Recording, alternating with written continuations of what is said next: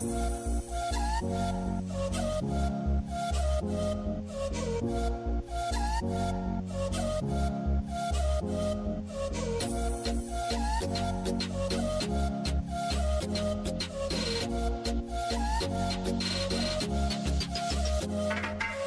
welcome back friends, my name is Ritesh from NIT Jamshedpur, and yes friends, as you know we have left our previous lecture on Bohr's model of atom by doing some important questions, but it was not get completed whole, so we have decided to make a second part of it. So friends, in this lecture I will try to complete all its questions, and the book remains same, the H.C. Verma, our all favorite book. So friends, I hope without any other further delay we can start. So let's friends see our first question. So yes friends, this question says, let me read question for you.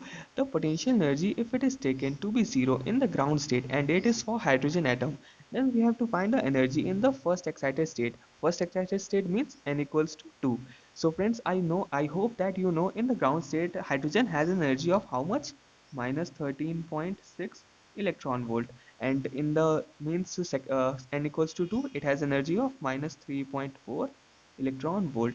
So but this is its total energy, not potential energy, and I think you know potential energy will be twice of it, which is 27.2 electron volt, and it has now become zero, means its potential has been raised by its positive amount of same magnitude. So we will also raise the energy of n equals to 2 by this much amount. So what we do, just add 27.2 electron volt in it, so get a final value how much it is, 23.8 electron volt, and it is in positive. So friends, I hope this question is clear to you. You may be thinking that in this LHS we have make this twice, but we have not done same thing with this thing. But if and your thinking is very correct. If you try to do by making this twice and then adding it, but you still have to add one kinetic energy portion, which I have already taken in this total energy. So if you try to do this, you will get the same result. So friends, let's move to our next question. So yes friends, this is an important question. Let's see what it says. It says that radiation coming from transition N2 equals to 2 and N1 equals to 1 for hydrogen atom falls on helium, in which the atoms are at N equals to 1 and N equals to 2 excited state. So we have to find a possible transition that can take place. So friend, let me draw a figure for you. Yes, this is the figure. What it says, this is our first is n equals to 1 and this is our n equals to 2, and for helium let's say it is equals to n1 and it equals to n2. This is for helium, we have drawn the lines, and this is for hydrogen. It says that transition is taking from 2 equals to 2 to 1 in the hydrogen, and this photon has been transferred to this helium, and we have to find the transition that can take place here. So friends, let me tell you one thing. When this situation arises, what we do, we just relate E1 equals to En1, and second thing, E2 equals to En2. What it signifies, friends, that we relate the energy of hydrogen in first state to the energy of helium in N1 state. Similarly, energy of hydrogen in second state to the energy of helium in N2 state. So just friends, calculating these values, let's see. So friends, I hope that you know energy of hydrogen in ground state, how much it is, minus 13.6, and this should be equals to energy of helium in N1 state. So how we write it, minus 13.6 z square upon n square. Z for helium it is 2, so 2 square 4 upon n1 square. So from here you will get n1 equals to 2, and similarly for E2, I think you know E2 equals to 3 point minus 3.4 for hydrogen, and RHS what we write, 13.6 into 4 upon n2 square. From here you will get n2 equals to 4.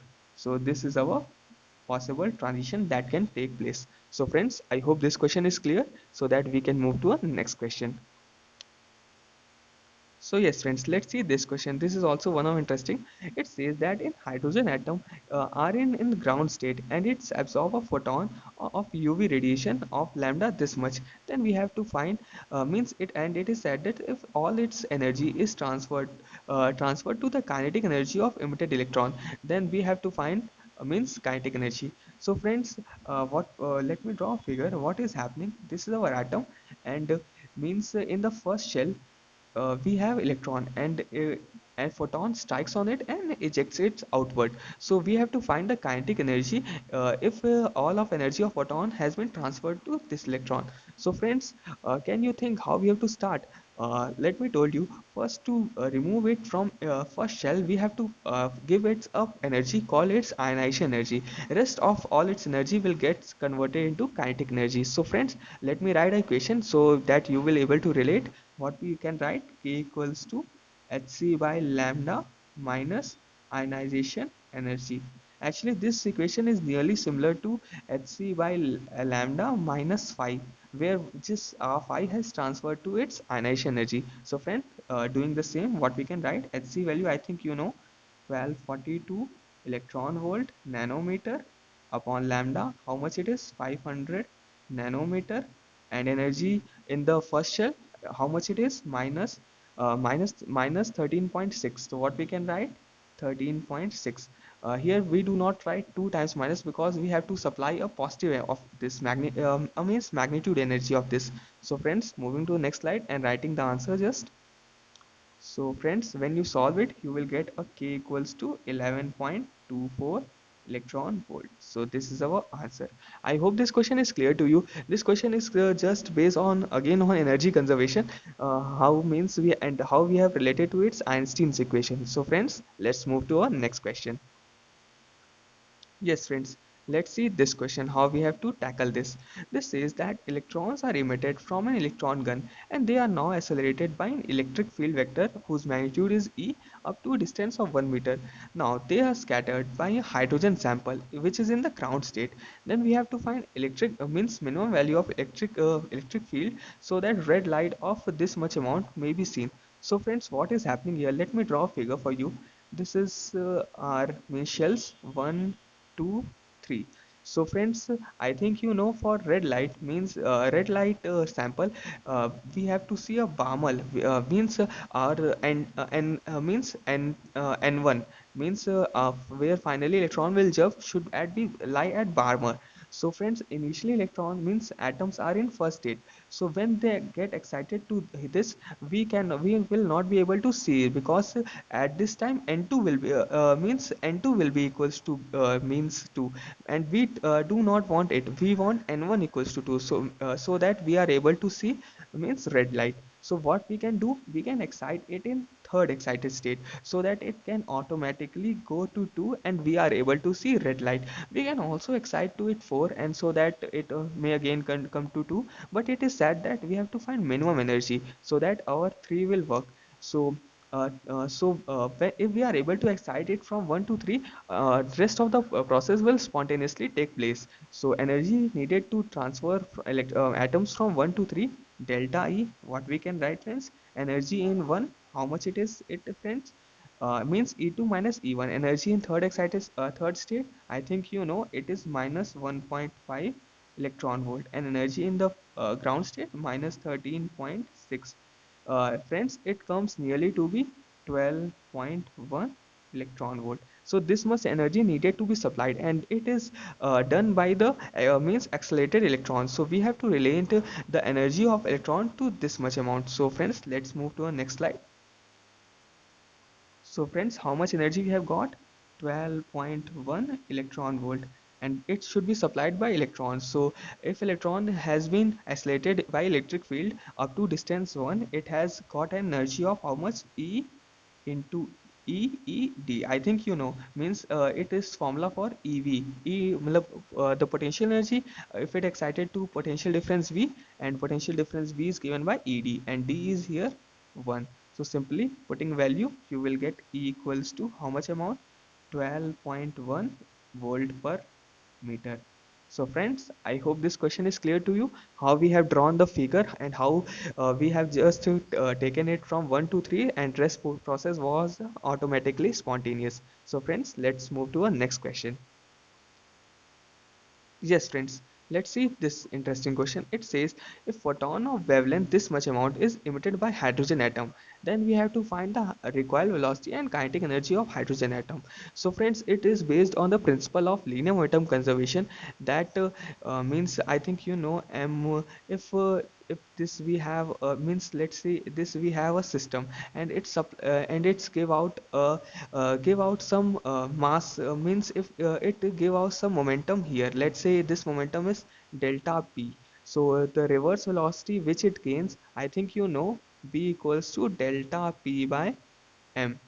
Actually, this was the chapter of linear momentum conservation, and I will also tell you, means what is say that whenever something puts out some forward momentum which is delta p, the reverse velocity it gains follows this thing delta p by m. So here we have to do same thing, but p momentum of photon, what we can write, p equals to h by lambda. So h value 6.64 10 ka power minus 34 upon lambda is given 656 nanometer.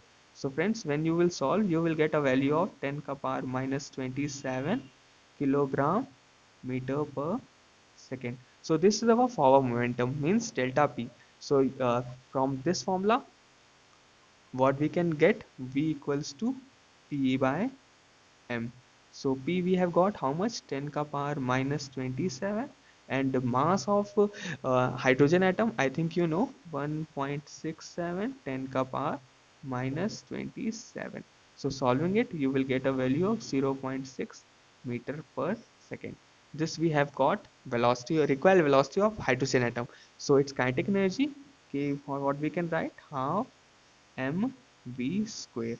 So yes, just putting values, you will get value of 1.9 into 10 ka power minus 9 electron volts. So friends, I hope this question is clear to you. And yes friends, this question was interesting because it has related to our momentum conservation chapter. So friends, let's move to some other things. So yes friend, let's see some of the important points that you should friends you 1 minute friends. Yes, friends, that you should note while doing questions. What are we have to learn the series limit of visible and UV. Means at least these two values should you should know. I think visible is easy. It is, I think you know, 400 to 700 nanometer. This is easy, and this must be remembered to you. And for UV, you should also learn that it nearly comes to starts from how much, 91.2 and end nearly at how much, 122 nanometer. Means these two value you should know. And second thing, which this is means this torque formula, this tau means the torque which is acting is equals to means final momentum minus initial momentum upon time. This value you should know. And why I am remembering you in this topic, because it sometimes says that if we have this system and electron comes from this state to this state, then we torque means torque, they used to ask torque. So how we have relate, we know that angular momentum in any state equals to nh upon 2 pi, where n is state. So if they let's say give you n means n2 equals to 2 to n1 equals to 1, so will you able to find? Yes, just use this thing, and the time and other thing would be given to you. So you have to just put the value and get the answer. So yes friends, let's move to a next thing. Yes, friends, let's see this. What this says. This is not a question, just a concept. Let me tell you. It says that if hydrogen atom is in n equals to 3, and three different wavelengths are observed, then minimum number of atoms in the excited gas. Actually, this is not the atom, but a whole sample of gas, and the gas is in third excited, means second excited state, and minimum two means three different wavelengths have been seen. What is signified? Let me tell you. This is our energy level diagram, and this is 1, this is 2, this is 3, and atoms are in third excited state. And it is said that three different wavelengths have been seen. How can they be seen? One, when the jumping takes place from here, some means photon is emitted, and jumping takes from here, some photons is emitted. These are two, and third can be direct jumping from take place from here, so some photons are emitted. So this case is observed, it is said. So what minimum it is asked that we minimum number of atoms, what it says that minimum two, it is said that minimum two atoms should be present. How it signifies? Let's say these two atoms were not in excited state, so are we able to see this radiation? No, we will able see two radiation, but it is said that we are able to see three radiations. So it confirms that minimum two atoms means this atom must be present there, and if more atoms are present, let's say this, then probability increases. So it just means to tell you that how we have to think. If it is that a particular atom is just excited, so it was never possible to see three transition. We can have probability that you may be thinking that n minus 1 upon 2 number of lines can be seized, but this is only probability. If you actually 3 has been seen, then this is case must be followed. So friends, let's move to a next question. So yes friends, let's see the last topic for means last concept for today's class, and here we are going to end it.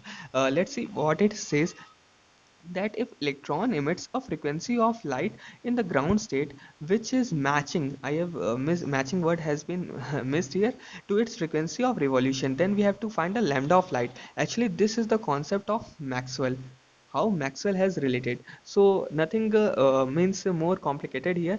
It is said that frequency matched to the frequency of revolution, and I think you know frequency of revolution nu equals to velocity upon means circumference 2 pi r naught, where r naught and v naught are velocity in the velocity and radius in the ground state. So and you know one thing, for photon we have c equals to nu lambda. So can we find lambda? Yes, easy. We have nu, we have c. So lambda just equals to how much? 2 pi r naught c upon v naught.